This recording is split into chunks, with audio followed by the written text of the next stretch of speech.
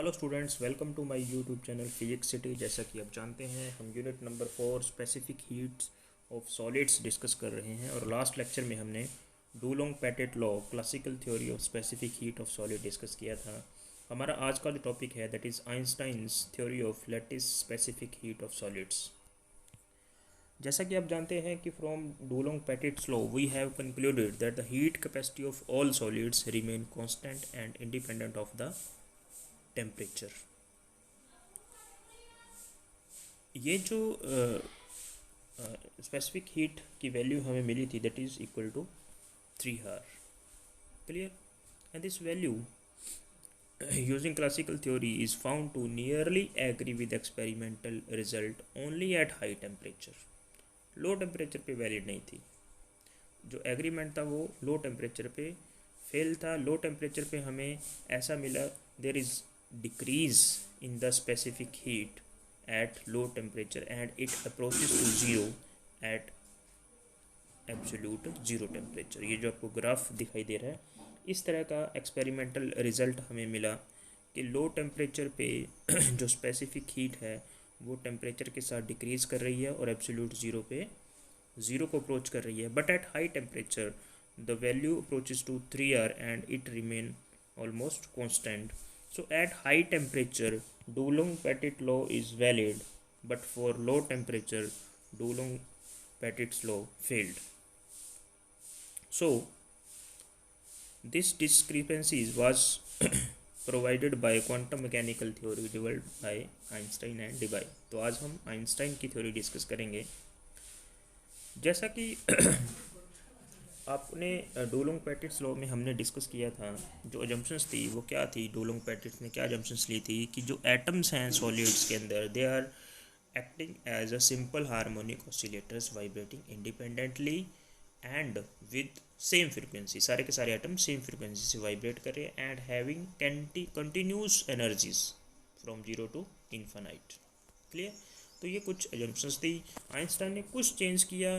उन्होंने ये जो मेन अजम्पशंस थी कि एटम्स आइडेंटिकल हैं एंड इंडिपेंडेंट हार्मोनिक ऑसिलेटर की तरह काम कर रहे हैं और सभी के सभी एटम्स जो सिंगल नेचुरल फ्रीक्वेंसी के साथ वाइब्रेट कर रहे हैं, ये तो उन्होंने सेम ही एज्यूम किया। बट उन्होंने इसमें क्वांटम थ्योरी यानी कि प्लैंक्स लॉ का इसमें यूज़ किया। उन्होंने कहा कि एटम्स की जो एनर्जी है, एनर्जी स्पेक्ट्रम है, that is not continuous, that is discrete. Okay, so हम अजम्पशंस पढ़ते हैं आइंस्टाइन थ्योरी के क्या थे। फर्स्ट था जो अभी आपको बताया कि जो एटम्स है they are identical and acting as independent harmonic oscillator.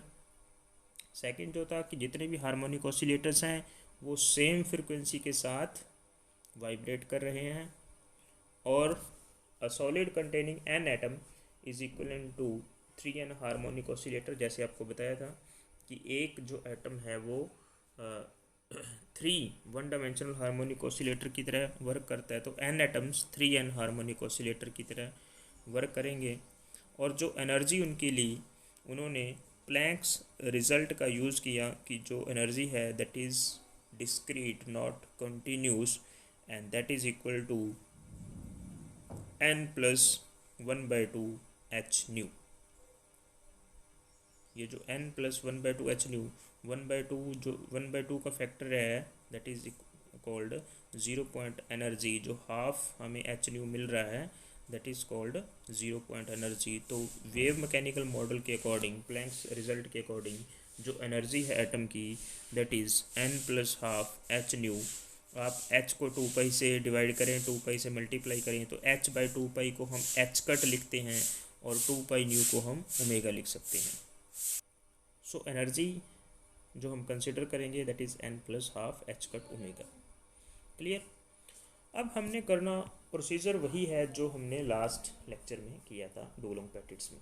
आपको बताया था कि हमने क्या फाइंड करना है, specific heat, and specific heat is equal to du/dt। u is the internal energy. तो हमें इंटरनल एनर्जी फाइंड करनी है, u या E bar, average internal energy find करनी है। और हम एक सिंगल एटम की एवरेज एनर्जी, एक single one dimensional harmonic oscillator की एवरेज एनर्जी फाइंड करेंगे और आपको बताया कि there are 3n one dimensional harmonic oscillator, तो हम उसको 3n से मल्टीप्लाई करेंगे और हमें क्या है, नेट एनर्जी मिल जाएगी। नेट एनर्जी को टेम्परेचर के विद रिस्पेक्ट टू आप डेरिवेट कर देंगे तो हमें स्पेसिफिक हीट मिल जाएगी। यही हम करने वाले हैं इसमें।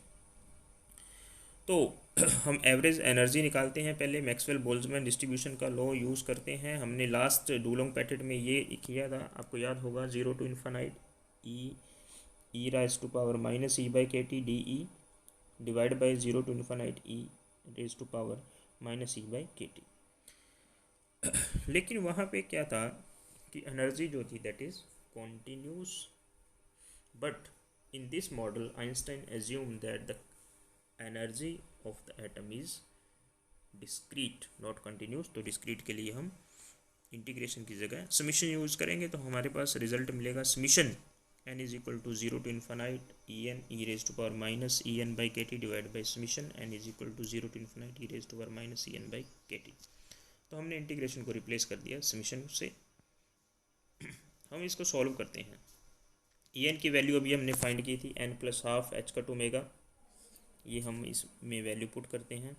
थोड़ा सिंप्लीफाई करते हैं हम इसको, h का 2 मेगा बाई के टी को आप एक बार x पुट कर लें तो हमारे पास जो ई बार बनेगा that is equal to h का 2 omega summation n 0 to infinite n plus half e raise to power n plus half x summation n is equal to 0 e raise to power n plus half x।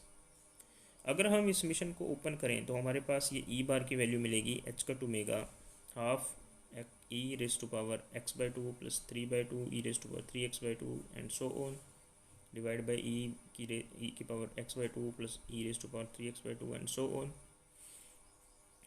अगर आप देखें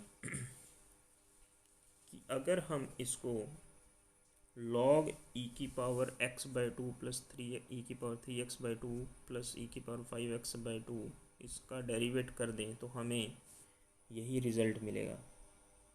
clear? तो आप इस result को लिख सकते हो, h का 2 मेगा तो एज इट इज़ है, उस ऊपर वाले रिजल्ट से आप ये लिख सकते हो d by d x log e raise to power x by 2 plus e की power 3x by 2 plus e raise to power 5x by 2। आप इसको सॉल्व करके देखिए, लॉग x होता है 1 बाई एक्स तो लॉग ये जो टर्म है लॉग इनटू में इसका हो जाएगा 1 बाई दिस और ई की पावर x बाई 2 का डेरिवेटिव ऊपर पड़ा ही है, तो हम इसको ऐसा लिख सकते हैं। क्लियर? अब आप ई की पावर x बाई 2 को कॉमन लें तो हमारे पास ई की पावर x बाई 2 कॉमन मिला, तो हमें 1 plus e x plus e raise to power 2x, इसको आप थोड़ा सॉल्व कर लेंगे तो log x इंटू वाई क्या होता है, log x plus log y। तो हम इसकी जगह वही फॉर्मूला यूज़ करेंगे, log e raise to power x by 2 plus log 1 plus e raise to power x plus e raise to power 2x and so on. हम d by d x अगर करें d by d x log e raise to power x by 2 plus log 1 plus e raise to power x plus B, इसको हम थोड़ा solve करने की कोशिश करते हैं। देखिए अब ये जो log 1 plus e x plus e raise to power 2x, ये जो एक्सपेंशन है इसको हम लिख सकते हैं minus log 1 minus e raise to power x.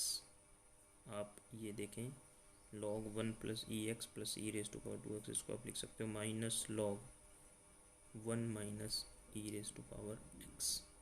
ये एक्सपेंशन याद रखना, log का होता है 1 प्लस एक्स का, ये एक्सपेंशन है, एक्सपेंशन से हमने इसको सॉल्व किया है। और log आप ये जो माइनस है पावर ऊपर लेके जा सकते हो, log ये बनेगा 1 माइनस ई की power x raise to power -1। Clear? तो आप इस एक्सपेंशन को यहाँ रखें minus log 1 minus e x और log e raise to power x by 2, log और ई एक दूसरे कैंसिल कर देंगे तो हमारे पास सिर्फ x बाई 2 बचेगा। डेरिवेट करें x बाई 2 का 1 by 2, log 1 minus e raise to power x का करें 1 by 1 minus e raise to power x और minus e raise to power x multiply में आप इसको थोड़ा सॉल्व करें तो हमारे पास h का omega bracket half plus 1/e⁻⁻x-1 bracket 1 ये मिलेगा। और x की वैल्यू, x हमने किसको पुट किया था, -h⁻⁻/kT, तो x की वैल्यू हम ये पुट कर देते हैं।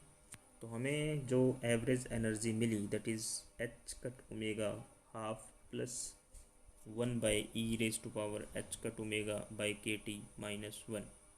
क्लियर? तो this is the average energy of one dimensional harmonic oscillator.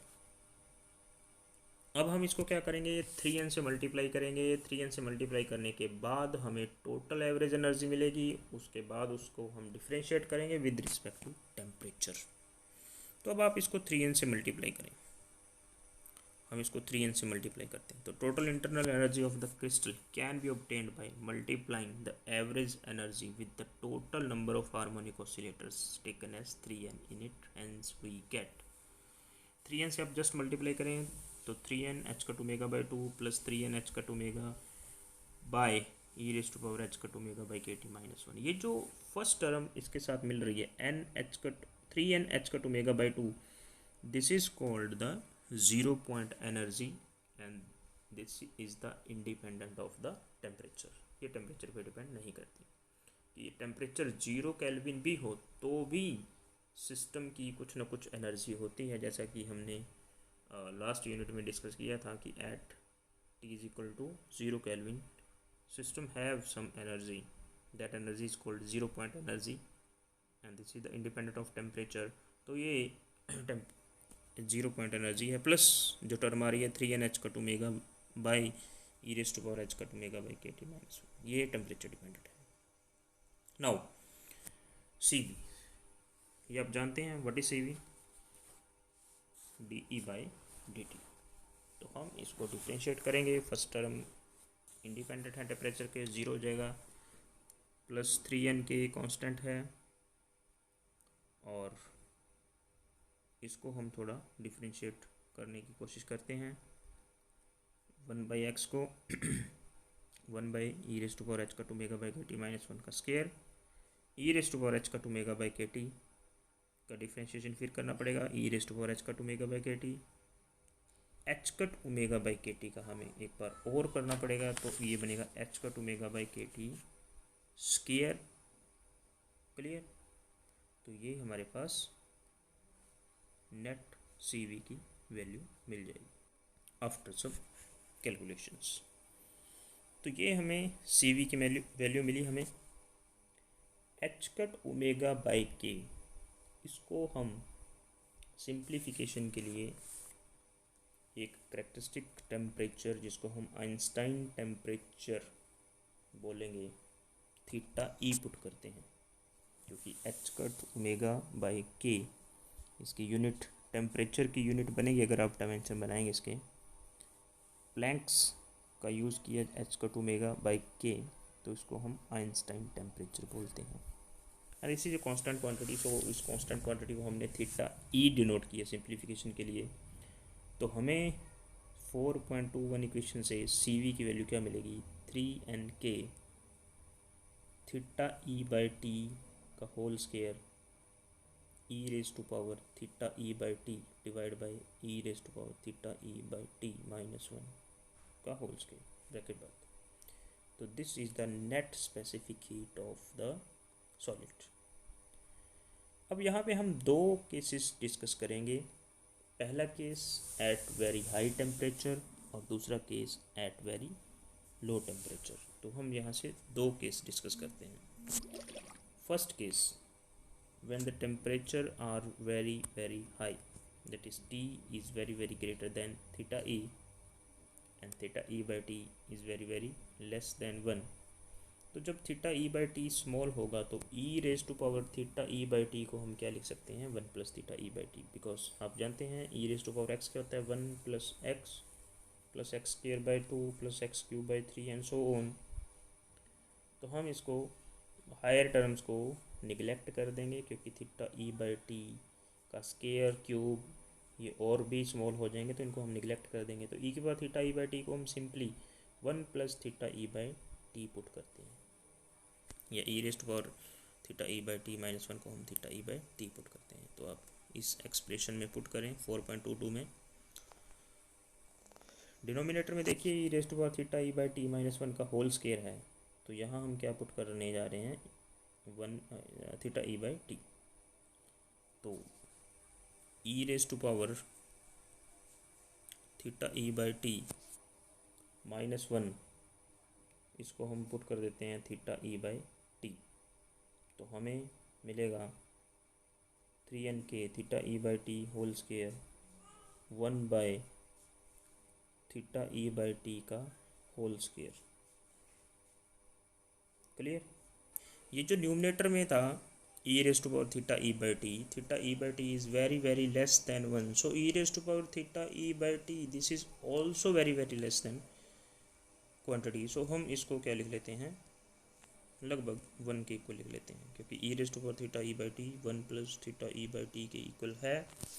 Low temperature पे हम इसको 1 के इक्वल लिख लेते हैं, तो ये हमारे पास बनेगा C V is equal to 3n k theta E by T का स्क्वायर, और न्यूमिनेटर में क्या था e raise to power theta E by T, इसको हमने 1 पुट किया, और डिनोमिनेटर में है e raise to power theta E by T minus 1, इसको हमने थीटा ई बाई टी का स्क्वायर पुट कर दिया, तो ये कैंसिल हो गया। तो हमें सी वी की वैल्यू कितनी मिली, 3n k, या हम कह सकते हैं कि C V approximate equal to 3r। At this value approaches the classical value of 3r, जो डुलोंग पेटिट ने हमें बताया था वही वैल्यू आइंस्टाइन की थ्योरी बता रही है एट हाई टेम्परेचर। तो दिस इज़ वैलिड कि क्वांटम मैकेनिक्स के अकॉर्डिंग भी हमें सेम रिजल्ट मिल रहा है, but the important factor is low temperature. Now see, at very low temperature when T is very very less than theta E, यानी कि theta E by T very very greater than 1, यानी theta for T is equal to 0 kelvin, theta E by T किसको approach करेगा, infinite को। तो e raise to power theta E by T this is very very less very very greater than 1, तो e raise to power theta E by T minus 1 का whole square, इसको हम क्या लिख सकते हैं, e raise to power theta E by T का whole square, because e raise to power theta E by T ये क्वांटिटी 1 से बहुत ग्रेटर है, तो माइनस 1 को हम निगलेक्ट कर सकते हैं। क्लियर। तो इसको simple e raise to power theta E by T ही लिख सकते हो।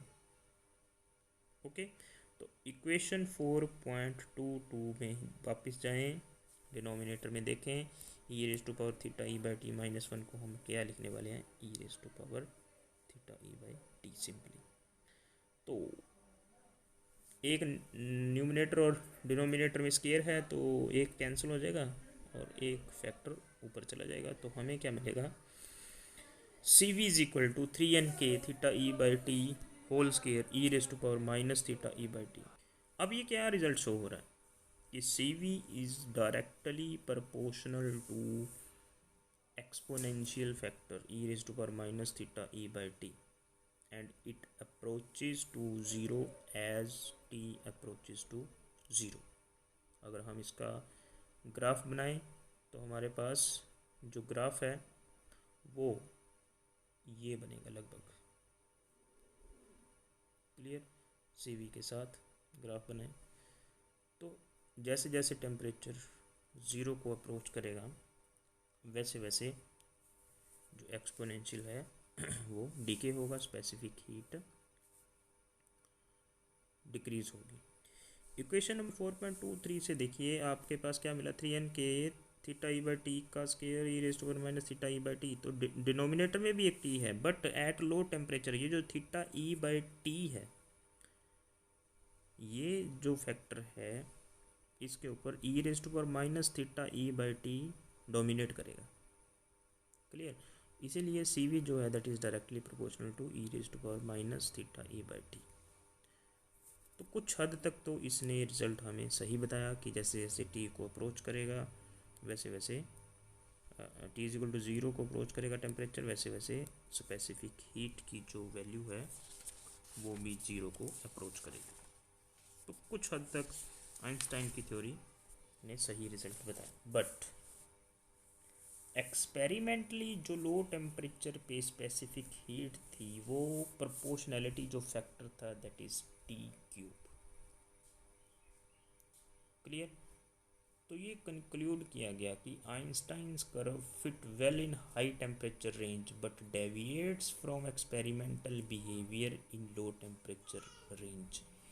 एग्जैक्ट हमें ये रिज़ल्ट नहीं बता पाई। क्लियर कि जो आपके पास इन्होंने रिज़ल्ट बताया वो जैसे लगभग ये था, जो सर्कल आपको नज़र आ रहे हैं ये आइंस्टाइन की कर्व है, जो एक्सपेरिमेंटल है वो सॉलिड कर्व है। तो हमें ये बिल्कुल एग्जैक्ट रिजल्ट नहीं दे पाई, कुछ अप्रोच तो हुआ बट एग्जैक्ट रिजल्ट आइंस्टाइन की थ्योरी भी नहीं दे पाई। क्लियर। सो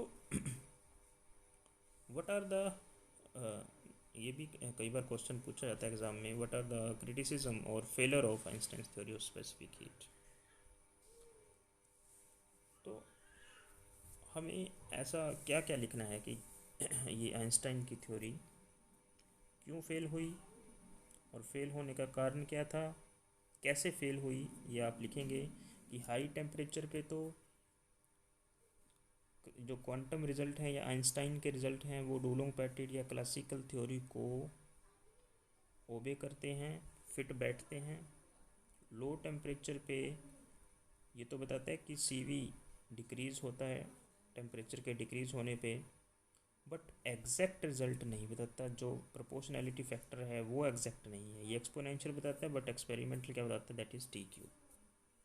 तो some points of failure of Einstein's theory of specific heat क्या है कि it is able to explain specific heat curve up to a certain limit of temperature but fails completely at extremely low temperature where T³ law hold true.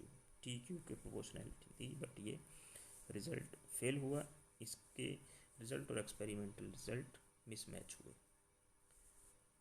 The frequency of vibration harmonic oscillator and Einstein temperature are obtained empirically and has not been verified from any independent physical data. Therefore, accuracy of the result cannot be ascertained. कि जो उन्होंने theta E notate किया या frequency उन्होंने ली new, वो भी empirically obtain हुई, एक जस्ट अजम्पशंस थी जो कि फिट नहीं बैठी। नेक्स्ट जो था कि थ्योरी ने जो इस थ्योरी ने एज्यूम किया था कि जितने भी एटम्स हैं they are behaving as harmonic oscillator and they vibrate independently with same frequency. ये भी रॉन्ग एजम्पशंस थी कि एक्चुअल फैक्ट क्या था कि सभी के सभी जो एटम्स हैं या ऑसिलेटर्स हैं they are interrelated, independent वो वाइब्रेट नहीं करते, they are interconnected and vibrate with different frequencies, एक फ्रीक्वेंसीज रेंज के अंदर वो वाइब्रेशन करते हैं। तो ये भी फेलर का एक कारण था। Clear. This is all about the Einstein's theory of specific heat of solids and this is very very very very important.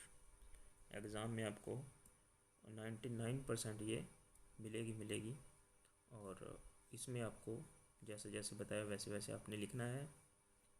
अगर कोई प्रॉब्लम है तो आप डिस्कस कर सकते हैं, ग्रुप में पूछ सकते हैं। इसको एक बार अच्छी तरह रिवाइज़ करें और उसके बाद कोई भी प्रॉब्लम है उसको आप पूछिए। Thank you.